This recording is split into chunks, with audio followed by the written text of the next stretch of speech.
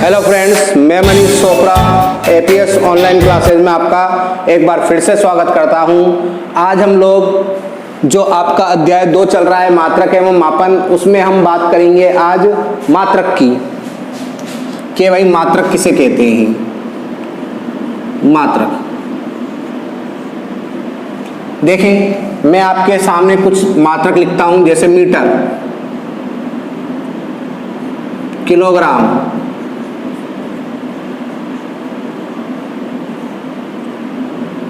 Second,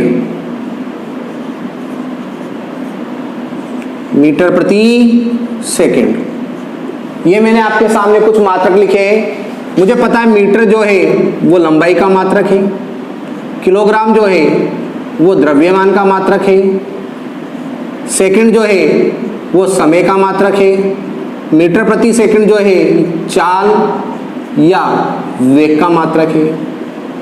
तो चाल या वेग के लिए मैंने मात्रक बना रखा है मीटर प्रति सेकंड, समय के लिए मैंने मात्रक बना रखा है सेकंड, द्रव्यमान के लिए मात्रक बना रखा है किलोग्राम और लंबाई के लिए मात्रक बना रखा है मीटर। तो किसी भी भौतिक राशि के लिए, ये सब भौतिक राशि है, किसी भी भौतिक राशि के लिए हमने एक मात्रक फिक्स कर रखा है, मतलब एक मान नियत कर रखा है। किसी भी भौतिक राशि के लिए नियत किए गए मान को ही हम क्या बोलते हैं, मात्रक कहते हैं। तो मात्रक की डेफिनेशन लिखेंगे हम। मात्रक किसी भौतिक राशि के लिए, किसी भौतिक राशि के लिए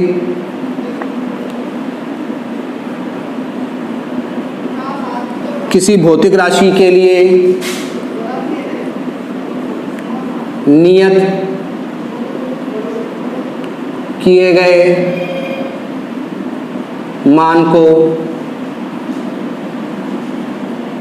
मात्रक, किसी भौतिक राशि के लिए नियत किए गए मान को मात्रक कहते हैं।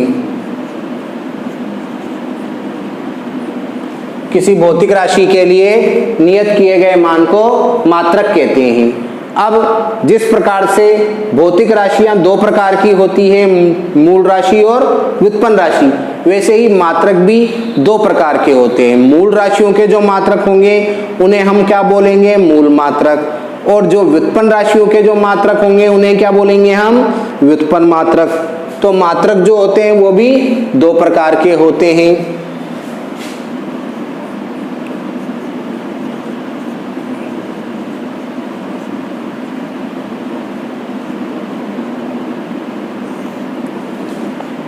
मात्रक के प्रकार, मात्रक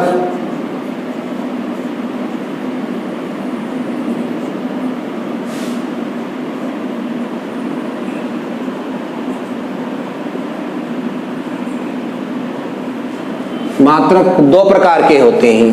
पहला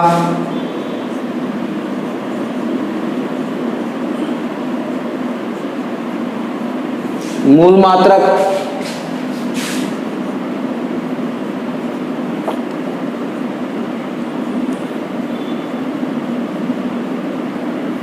दूसरा व्युत्पन्न मात्रक।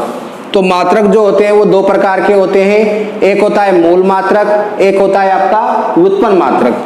अब वही मूल मात्रक ऐसे मात्रक जो पूर्णतः स्वतंत्र होते हैं, किसी अन्य मात्रक पर निर्भर नहीं करते, क्या कहलाते हैं, मूल मात्रक कहलाते हैं। और व्युत्पन्न मात्रक ऐसे मात्रक जो मूल मात्रकों पर निर्भर करते हैं, जिन्हें मूल मात्रकों की सहायता से व्युत्पन्न किया जाता है, ऐसे मात्रकों को हम क्या बोलते हैं, व्युत्पन्न मात्रक कहते हैं। जैसे देखें अब मूल मात्रक,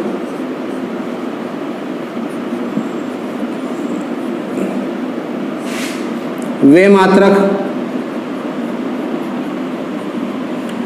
जो पूर्णतया स्वतंत्र होते हैं,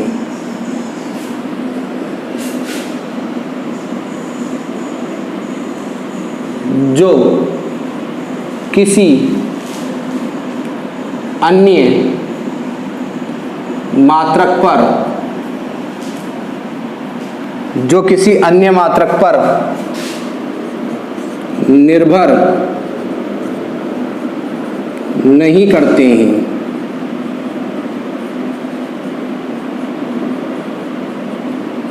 मूल मात्रक कहलाते हैं। वे मात्रक जो पूर्णतः स्वतंत्र होते हैं, जो किसी अन्य मात्रक पर निर्भर नहीं करते, क्या कहलाते हैं? मूल मात्रक।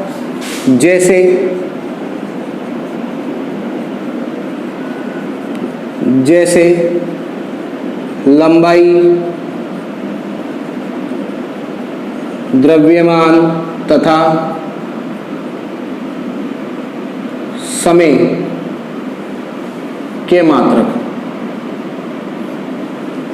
लंबाई, द्रव्यमान तथा समय के जो मात्रक होंगे, लंबाई का मात्रक मीटर, द्रव्यमान का मात्रक किलोग्राम, समय का मात्रक सेकंड। तो मूल राशियों के जो मात्रक होंगे उन्हें हम क्या बोलेंगे? मूल मात्रक कहेंगे। दूसरा,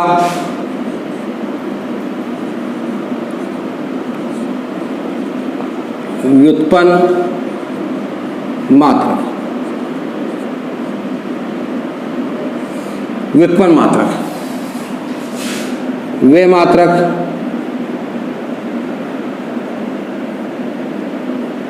जो पूर्णतया स्वतंत्र नहीं होते, जो कि मूल मात्रकों पर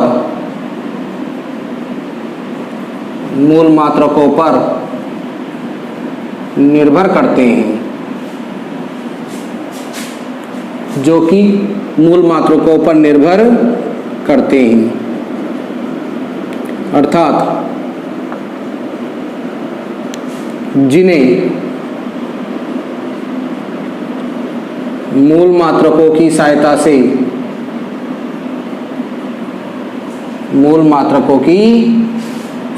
से व्युत्पन्न किया जाता है।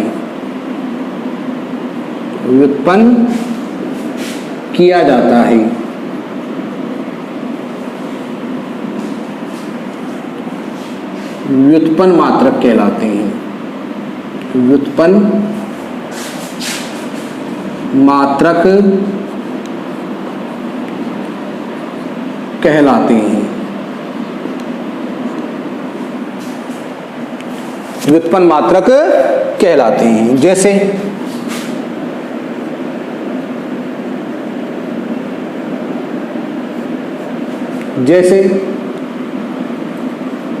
वेग, त्वरण, बल आदि के मात्रक। ठीक है भाई, वेग, त्वरण, बल आदि के मात्रक। तो ये तो आपके मात्रक और मात्रकों के प्रकार हो गए।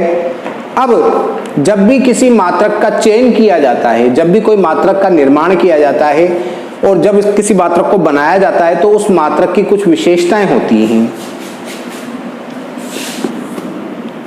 ध्यान रखें, जब भी किसी मात्रक का हम चयन करते हैं तो उस मात्रक की कुछ विशेषताएं होती है। उन मात्रकों की विशेषताओं को हमको पढ़ना है। तो टॉपिक है आपका अगला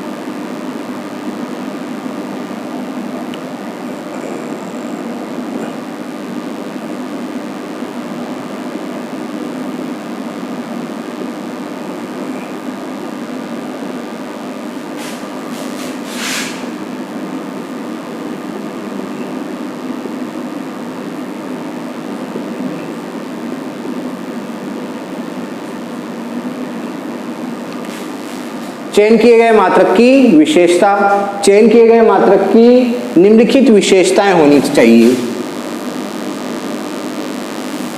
देखो, अगर हम किसी द्रव्यमान को किलोग्राम में नाप रहे हैं इंडिया में, तो अगर हम विदेश में चले जाएं, अमेरिका चले जाएं, तब भी वहां द्रव्यमान को किलोग्राम में ही मापा जाएगा। मतलब इंडिया में अगर द्रव्यमान को किलोग्राम में नाप रहे हैं तो अमेरिका में भी उस द्रव्यमान को हम किलोग्राम में ही नापेंगे।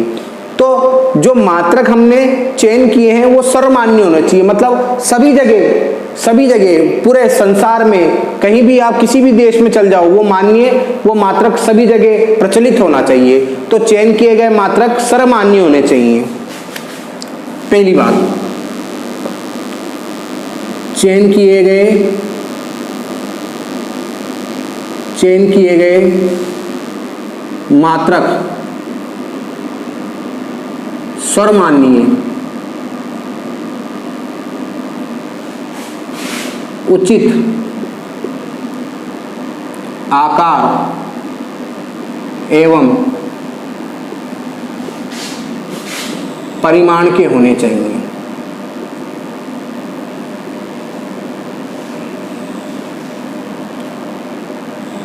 चयन किए गए मात्रक सर्वमान्य होने चाहिए, उचित आकार एवं परिमाण के होने चाहिए। इतना बड़ा मात्रक होना चाहिए या इतना छोटा भी मात्रक होना चाहिए जिसको हम पढ़ सके, या तो ज़्यादा छोटा भी ना हो ज़्यादा बड़ा भी ना हो।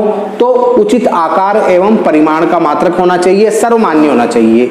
दूसरी बात, ऐसा नहीं कि अगर कमरे का ताप 20 डिग्री सेंटीग्रेड है और द्रव्यमान को किलोग्राम में नाप रहे हैं और कमरे का ताप अगर बढ़ जाए तो द्रव्यमान का मात्रक भी चेंज हो जाए, ऐसा नहीं होना चाहिए। तो कभी भी मात्रक ताप, दाब आदि से परिवर्तित नहीं होने चाहिए।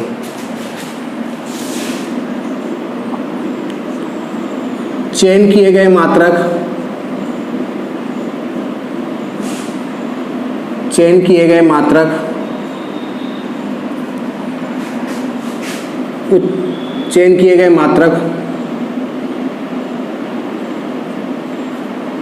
बाह्य कारकों जैसे ताप, दाब आदि से परिवर्तित नहीं होने चाहिए।